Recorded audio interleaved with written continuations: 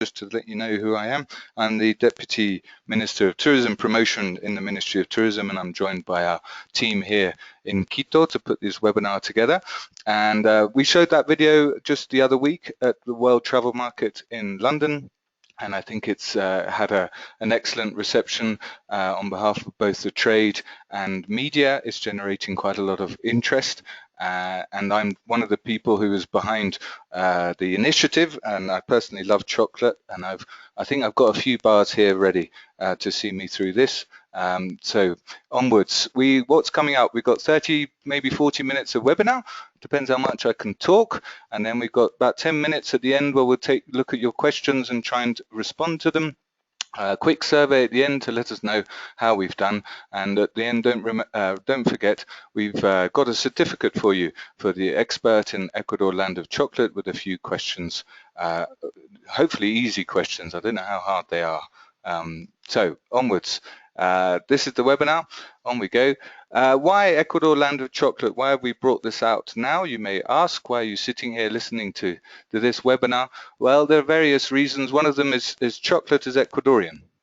You might think otherwise, but the fruit, the tree, as you heard in the video, comes, the first traces that archaeologists have found of chocolate in the world come from the Ecuadorian Amazon. There's an archaeological site called Palanda, which is right down on towards the Peruvian border in the southeast of the country, and that's where they found the oldest vestiges of chocolate to date, which date back 5,500 years, around that, the carbon dating that they've done there. It was also important for us, I think, as a country, I think the verb would be to appropriate chocolate as being Ecuadorian. There are other countries, of course, that produce chocolate, but we feel that we're the source, we're the origin, and it was important for us at this moment to tell the world that Ecuador is the land of chocolate. Also, Ecuador we put among, which could go with a question mark. We think that Ecuador produces wonderful chocolate. We'll talk about that as well. So there's already a movement. There are already excellent products, Ecuadorian products, in the marketplace in the United States, in Europe, for instance, that you can see end products that consumers are starting to register Ecuadorian chocolate as being fantastic. And so it's a gourmet product, a quality product that we wanted to associate with a country that also offers similar qualities. So that was something that was important to us. Something that we'll look at as well today, fine dark chocolate, not the other type of milk chocolate, I wouldn't make that claim, is actually good for you and it makes you happy, which is testament, I'm certainly a testament to that. With all the chocolate I eat, I'm constantly smiling.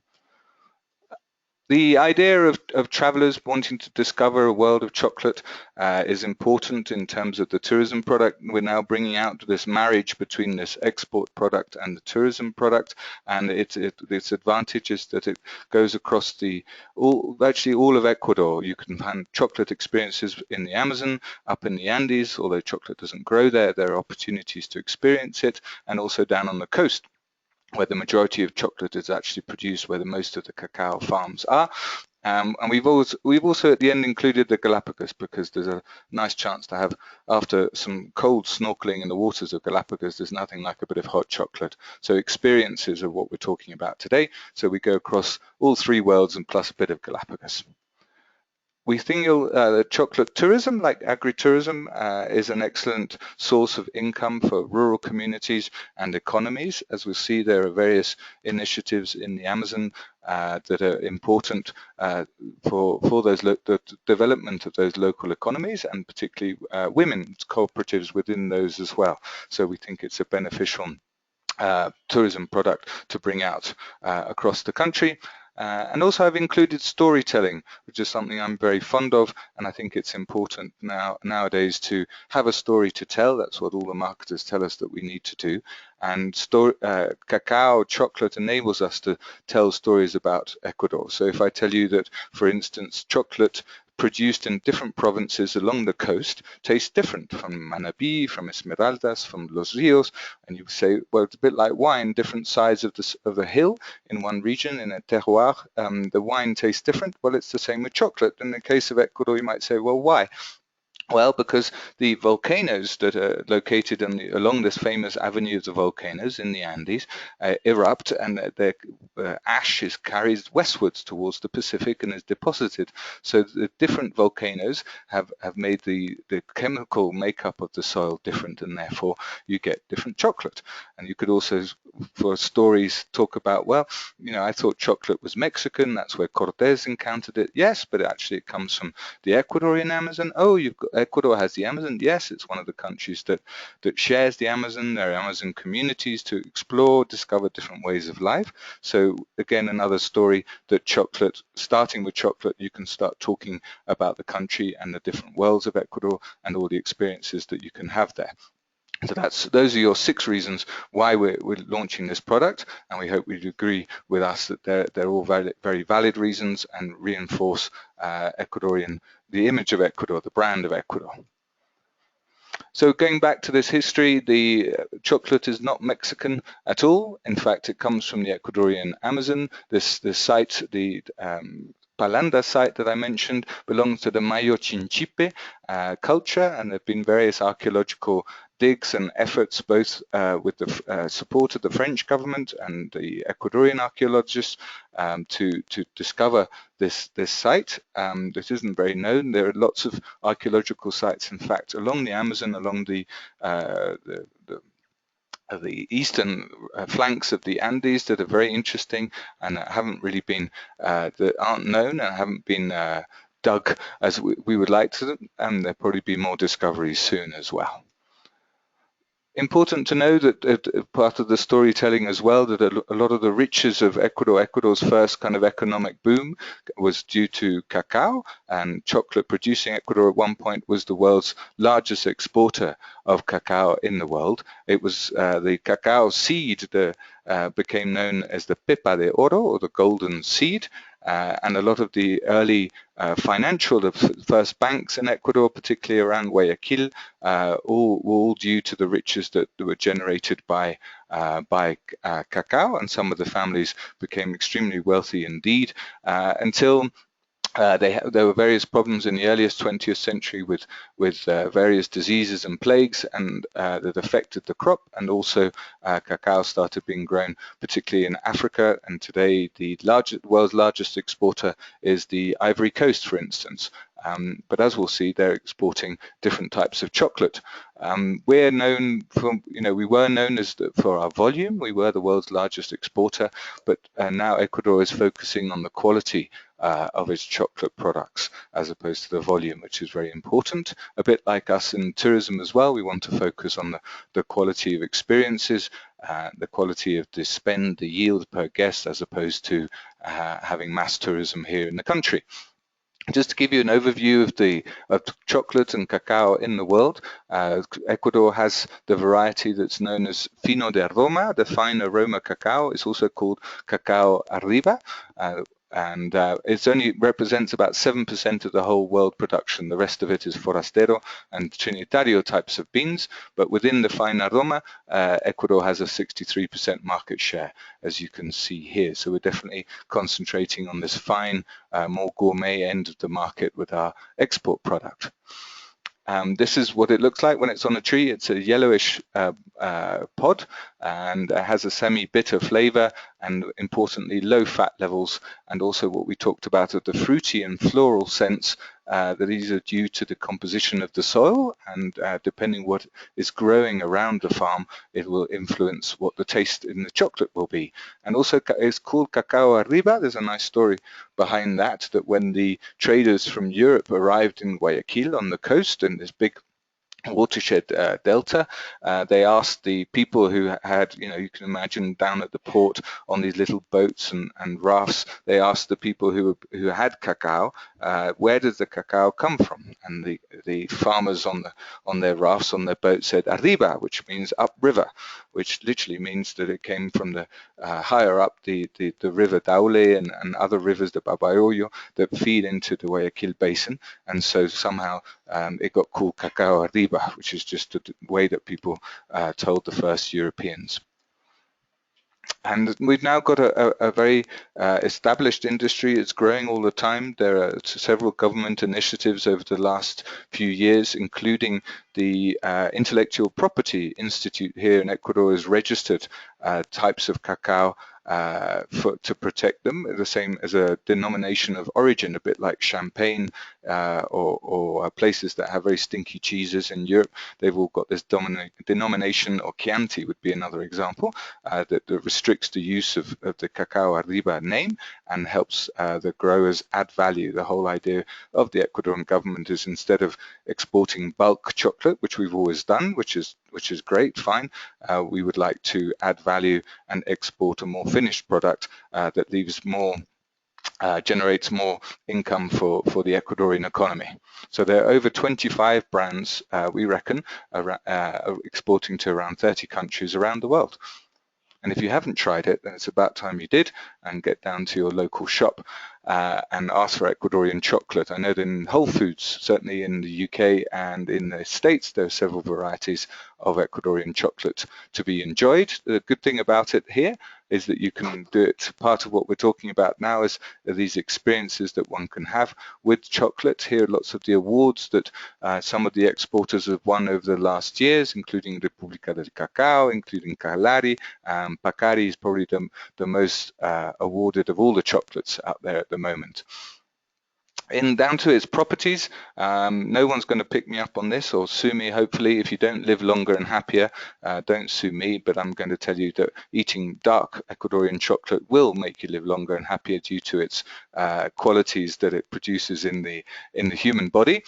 We also believe there are lots of studies showing that it makes you cleverer, it makes you smarter, and that's because it dilates arteries within the body, so you've got more blood going up to the brain. So it's a good idea before you have any exam or a next job interview, or you have to give a presentation in front of the big boss, eat half a bar of chocolate, and I'm sure you'll do very well. Of course, I'm going to tell you it's also going to improve your sex life. Well, I'm not going to tell you it's that lady, Dr. Ruth. She's including chocolate in this sensual world, but also there are properties around chocolate and its effects on the body that also might help you in that way as well. And it's this wholesome and delicious restorative of power as well. That's partly due to, with the chocolate, the Ecuadorian chocolate, the percentages that you'll find in Ecuadorian chocolate are the mix between chocolate and sugar, as well as its properties. Of course, it's good for your skin. We would say that as well. And the cacao butter, we've also heard of cocoa butter or cacao butter being excellent. That's made from the pulp, the whitish pulp that you have in chocolate. And so the answer is choose a life with chocolate. That's our message for today, with its Ecuadorian's superior flavor, exquisite aroma, and all the subtleties. And we think that it has it all. What we're going to look at now is the part of experiencing chocolate in Ecuador. I wanted to be clear that we don't think that everybody has to visit a cacao farm, although we think that that's a very enriching experience, and it's part of what we would like people to do here. But there are also other opportunities to experience, or to have touch points, I would call them, with cacao and chocolate in Ecuador. One of them is to visit these specialized shops. We have all sorts of shops now, mainly in the main centers, so within Quito and Cuenca and Guayaquil, the main urban centers. You can now find shops, you can find boutiques at the airport, etc., where you can find Ecuadorian cacao and coffee as well, that we're starting to export fine coffee as well. Of note, the two I'm going to mention, there's a shop in the Old Town. Lots of people doing walking tours of Quito's UNESCO listed Old Town. There's a shop now just off the main square, which is run by Galeria Ecuador, along with Pacari and Galetti, who are coffee exporters. And that's a great opportunity to find out more about chocolate and taste it, as well as rest your legs after you've been walking around. República de Cacao is another brand that has several shops both in Ecuador, and they've now expanded over to Peru and into Bogota. You'll find it at the airport there.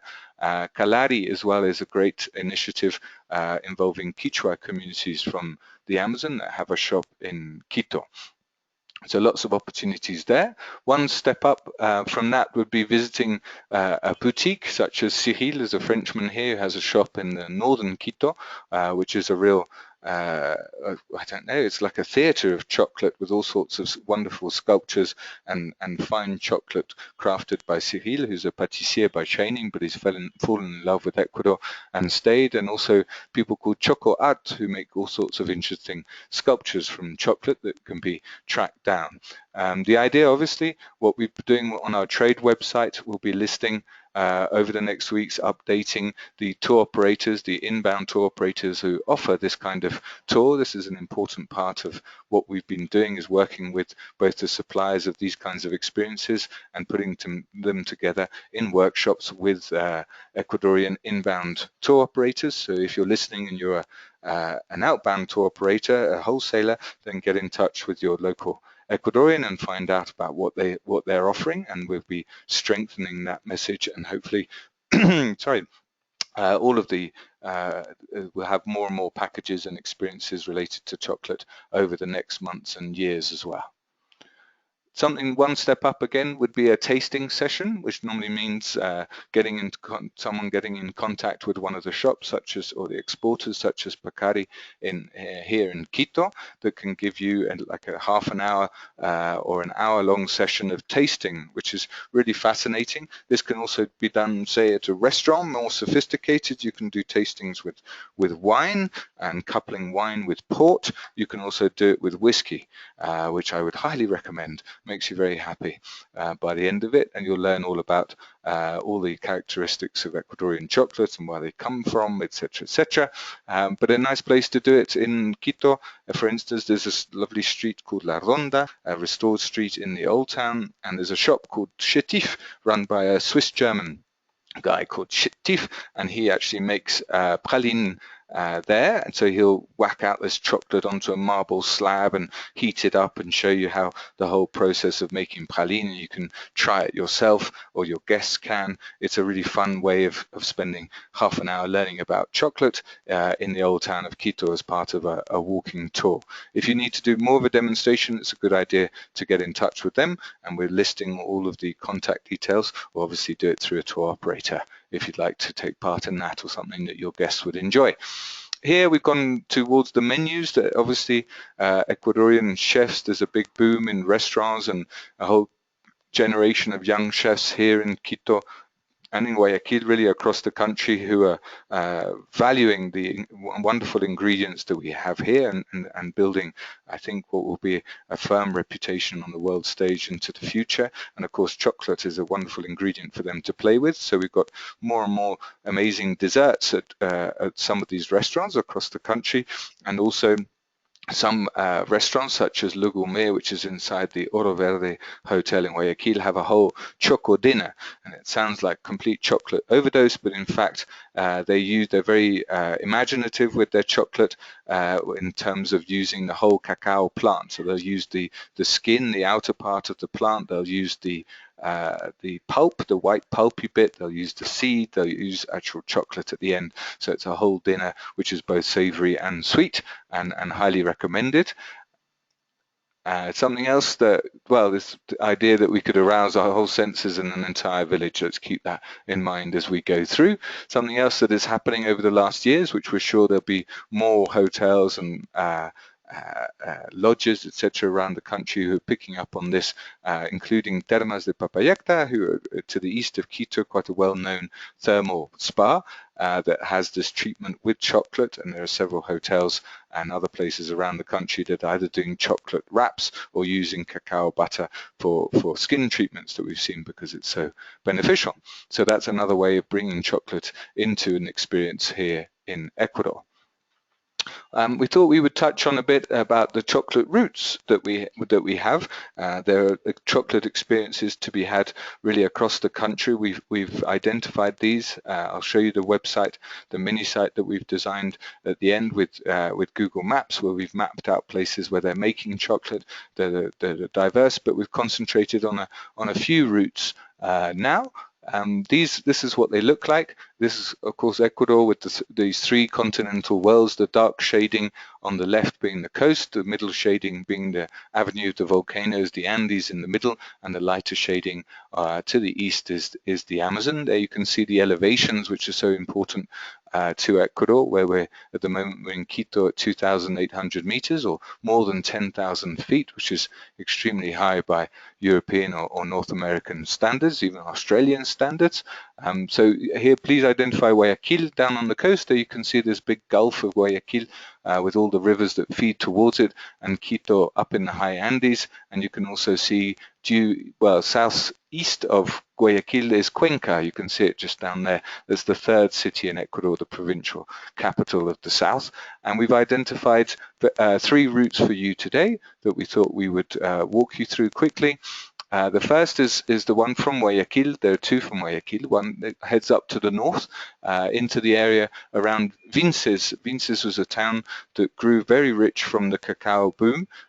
People like to call it the Little Paris because the families that grew wealthy from the exporting of cacao ended up, a lot of them, living in Paris, or like in Manaus in Brazil with the rubber boom. They would send their washing to be done in Paris, or they would follow the latest Paris fashions. It doesn't really look like Paris, to be honest, now, but it's a nice little bit of history, and that really was one of the hearts of where the cacao was grown back in the 19th century, early 20th century. And so it's a trip quite easy to do, about an hour and a half, 2 hours north of Guayaquil into this cacao growing country. And there's also a way of getting there by river that we're looking at the Ministry of Tourism at certain times of year. It would be a great way to travel upriver to Vinces, into this cacao country. The second route that we looked at down to the south, it's quite close to a whole mangrove ecosystem called Manglares Churute, which is really interesting. It's a lovely place to visit early in the morning. There are lots of bird life, lots of fauna to maybe spot as well, and that can be combined with a visit to a farm. And the other interesting way of doing it, that we know that quite a few tour operators are doing the route down from Cuenca into Guayaquil, this making the most of the amazing improvements that we've had experienced here in Ecuador in road connectivity. The asphalting of all these roads, the improvement of roads has made a huge difference to how you can get around the country, how comfortably, how quickly. And there's a lovely route down from Cuenca, tumbling down towards the Pacific coast. You can see a main road there a bit to the north, but there are other routes as well. So you head west from Cuenca, and stopping at a cacao farm, say on the way down, is an excellent way to have a break and then learn about cacao on the way. And there are quite a few tour operators, particularly European, that work with European guests that are doing it that way. Before we go on to the Amazon, I wanted to touch on the train route, which, as you can see outlined here with its little zigzag all the way up due west of the Andes, due east, from Guayaquil all the way up to Quito, there through the Andes. And there are several chances to, on the Tren Crucero, the 4-day upscale product that the Ferrocarriles del Ecuador that has done very well, and travelers really love it. The feedback from the Tren Crucero is really pretty amazing. And so part of the day as you come out of Guayaquil, or obviously you can do it the other way, it would be your last day as you come down from Quito to Guayaquil. You can experience a cacao farm and find out more about it as you have a break or have lunch on that day. That's part of the program, and it's a fascinating visit. And there are also chocolate obviously being served on board the Tren Crucero, so it's a great opportunity. And also I know that the train are looking to develop some coastal products next year from the coast up to what's called the Devil's Nose, which is an amazing zigzag segment of track to get up the Andes. They'll also be including touch points with chocolate on those journeys as well. They're the 1-day or 2-day journeys, as opposed to the Tren Crucero, which is longer. Off to the Quito and eastwards down to the Amazon. This is through the hot springs very high up of Papayacta, and then down into the Amazon through cloud forest, and then really kind of getting down into rainforest at an elevation of about 600 meters, 500 meters, so still a bit above. Amazing to think that these waters are then going to travel all the way east to the mouth of the Amazon and the Atlantic. And here we've got lots of different experiences. We'll look at a few places that are able to visit, but it's again, with the connectivity, the land connectivity that we have with the roads, it's really quite easy to experience these routes and combine them with all sorts of experiences along the way. So that's the eastern route, which obviously we would recommend doing at least one night. You would go down from the Amazon, from Quito into the Amazon, spend a night or two, three, hopefully, but at least one, and then come back, loop back to the Andes, down to Cuenca, etc.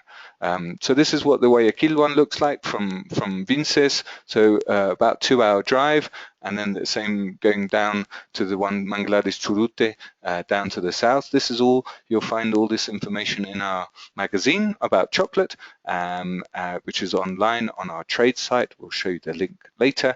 And also on our mini site, we've got a Google Maps as well. This is what the Amazon one looks like then. So over to the possible stop at Papayacta on the way, and then into the Amazon and these various communities that we have there. Some of the places that we've identified, this is by no means an exhaustive list, includes Rancho Grande up in BEanXPRT to the north of Guayaquil, Las Cañas, also really attractive place in Naranjal, also on that route. The Intiñán, looking at what you can do near Quito, there's Pacari have started like an exhibition center and shop at the middle of the world at the Intiñán Museum, right on the equator. That's just north of Quito, 40-minute drive. That's another possibility. And looking at more community tourism down both in the Amazon, in La Cabaña del Cacao, the Eco Aldea Shandia, which is an interesting initiative which benefits the women there, and Calari, as we've had the shop in Quito, and they also offer experiences in the Amazon. Sinchiwarme is another community women-based project in Misawayi, and on the other side of the Andes, the Mashpi, also another provider. They're exporting chocolate and also offer the chance to go out into the fields and meet the farmers and see cacao for yourself. That's to the west of Quito as opposed to the east of the Amazon. So we wanted to give you this idea that as I said, with the connectivity that we have now, there are all sorts of opportunities to experience chocolate throughout the country. Of course, in the Galapagos, after I said, yeah, we've got a bit chilly after having a snorkel, there's nothing best than a cup of hot chocolate. You might want to put a shot of Ecuadorian rum in there as well, just to make sure you get properly warmed up. The Pacific coast, all sorts of experiences, as we said, with Guayaquil, heading out from Guayaquil to both BEanXPRT and the Manglares Churute area to the south. The historical park that we mentioned here is also working on a project which should be online at the beginning of next year. It's a lovely park, historical park, but it also has it's kind of a zoo as well, with all sorts of species that can be enjoyed. And there's going to be installations to do some storytelling about chocolate. And there's a way of getting there now by boat. We've started a small project to see Guayaquil from the river, and that can be accessed from the Malecón, from the main urban part of Guayaquil. You can step onto a boat and poodle away down river, or actually upriver, and get off at the Parque Histórico, and then hop on, hop off, and continue on to the nice Isla Santay, which is a whole ecological park in front of Guayaquil. So there's good possibilities there, even for an urban visit, with some good touch points with cacao as well. In Quito, we've talked about all sorts of shops that we have in the old town. There are places such as the Intiñán Museum. There are places in the Mariscal, all sorts of chocolate dinners and desserts that can be enjoyed as well, as you stock up on your important Ecuadorian bars as well. We talked about the Amazon as well, to combine it with the Amazon, the different community tourism projects that exist at different levels, and find out more about those on our site. And we just wanted to give you a map there to look at different possibilities. This probably might be a bit confusing for some of you, but starting at the top in the middle, we have Quito, and the route that goes down to the east. You can see the amount of tour operators lodges and different experiences you can have there to the east, and then maybe come round. Maybe you can see Lunaruntun with a pink pin, and also Samari Spa, that's in Baños. So you could loop round and come back to the Andes that way. We've drawn in yellow the route down from Cuenca towards Guayaquil, so you can come down that way as well, and then Guayaquil out to the west, and so you can kind of get an easy a glance of what we're talking about from this map. And we expect, if you look towards the sea, the ocean there on the top left, those are the provinces of Manabí, and then further north Esmeraldas, that are also cacao producing provinces, and we believe that there are products which will come online quite soon around the port city of Manta, which is also a cruise port, which is going to become more important into the future as well. So that's the whole look of what we're talking about across the three worlds of Ecuador. And there really are opportunities, as we said, as what the gift of Ecuador is. You have all these experiences in this small country, all close together, and I think chocolate is one of these experiences that one can have. But you could also very easily spend the morning rafting, and in the afternoon visit a community in the Amazon. The next day you can be trekking. In the afternoon you could be visiting a colonial church. That's the beauty of Ecuador. You can combine all sorts of experiences across the country. So we'd like to invite you to find out more. We created a mini site which is more towards the consumer. You can see that this is the Spanish print screen, but there is an English version, and we've uploaded a load of information, the video as well, chefs talking about chocolate. We've talked about the roots as well. That's more focused towards the end consumer, as I said, and we'll be building out and enriching that website over the coming months as well. And for part of our trade initiative, as ever, the Ecuador travel.travel/trade site has a huge amount of information about chocolate, which is also contained within the last of our magazines for this year.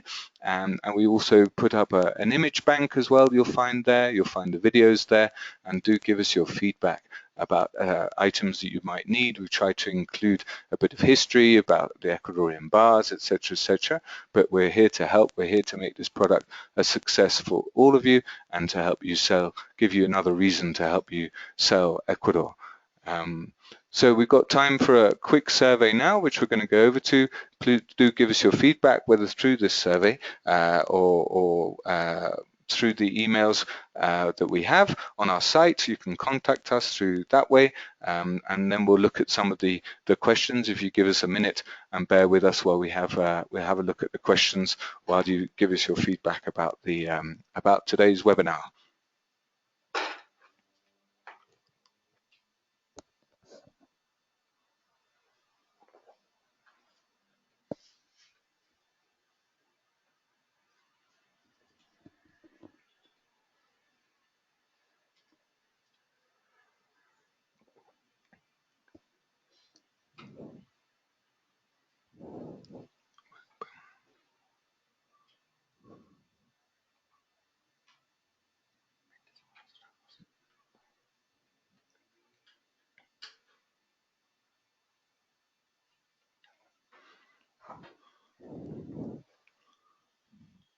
All right, thank you very much for your feedback. The team here has done very well.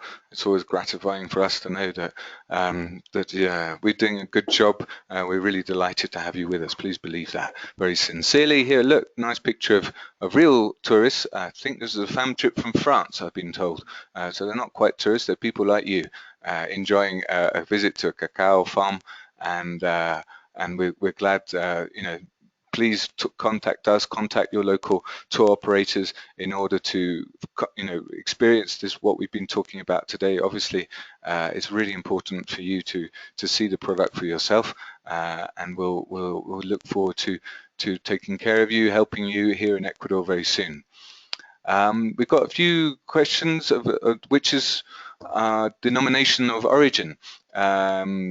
The Institute of Intellectual Property has registered quite a few, but it's the chocolate as far as I remember, it's the chocolate that comes from the Vinces area, which has been denominated, has been registered by the YEPI, the Institute of Intellectual Property here, but they intend to register different varieties from different parts of the country, as they did the misnamed Panama hat as well. It's important to know that as well. We export chocolate to Switzerland, yes, but we tend to, well, as I said, we export in bulk. So a lot of the chocolate that you'll find in the famous chocolatiers of Belgium and Switzerland is in fact Ecuadorian chocolate. If you Google it, then you'll find lots of the high-end shops use the wonderful product of Ecuadorian chocolate for its aroma, for its amazing floral scents, etc. But people don't know it's Ecuadorian. But we're starting to export. I don't know whether Ecuadorian bars are in Switzerland, but we'll do our best. We got a thank you from Cristina, thank you from Shetif. I'm glad you could join us. This is a great family, as I said, in La Ronda, who had this visit that you can do and understand more about chocolate and taste it and make it yourself. And I think that's a great opportunity for people, very easy to do as part of a walking tour. The cacao farms near Guayaquil, Quito, Cuenca, and the Amazon. I think that might have been something that we answered, I hope, in the webinar. Please go online to find more, whether it's, again, if you work through an Ecuadorian tour operator, the easiest way to do things is to ask them for their cacao and chocolate program. That's something that we've been working very close with the trade. It's developing. I'm sure it'll develop more as more people kind of come on board the chocolate bandwagon. So thank you very much. We're really happy to have you with us today. Please find out more, send us your feedback, and remember to buy Ecuadorian chocolate when you're next in your shop, because it makes you happy, live longer, and possibly makes your sex life better. Thank you.